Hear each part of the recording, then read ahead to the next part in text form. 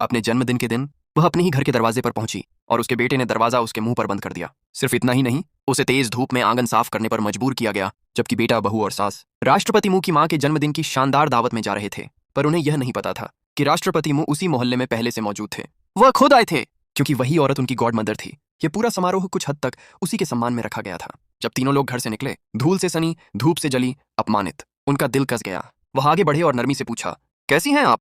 पर वह औरत, जिद्दी और स्वाभिमानी, सच नहीं बताना चाहती थी। बस इतना बोली, मैं ठीक हूँ, सब ठीक है। उन्हें क्या पता पिछली रात क्या गुजरी थी। बहू ने उस पर चोरी का इल्जाम लगाया था, एक अंगूठी चुराने का। उसे घर से निकाल दिया गया था और पूरी रात उसने सड़क किनारे गुजारी थी। इसीलिए अब वह वहीं बैठी थी, थकी हुई, टूटी हुई, पर चुपचाप। लेकिन किस्मत को कुछ और ही मंजूर था। वही बेटा, बहू और सास जब दावत में पहुंचे तो उन्होंने उसे वहां देखा। बेटा हड़बड़ा कर बोला, माँ, आप यहाँ क्या कर रही हैं? आप तो घर पर आंगन साफ कर रही थी ना? वह बोली, मैं दावत में आई हूँ। पर बहू, घमंडी, ठंडी और निर्दयी, आगे बढ़ी और बोली, आपको यहाँ आने का कोई हक नहीं। आपके पास निमंत्रण नहीं है। यह राष्ट्रपति की माँ का जन्मदिन है, आप जैसी औरतों के लिए नहीं। सुरक्षा गार्ड ने भी उसके फटे कपड़े और धूप से झुलसे चेहरे को देखकर उसे धक्का देने की कोशिश की। कुछ लोगों ने कहा, यह राष्ट्रपति मुंह की चिट्ठी है, उन्होंने खुद निमंत्रण भेजा था। पर कोई मानने को तैयार नहीं था।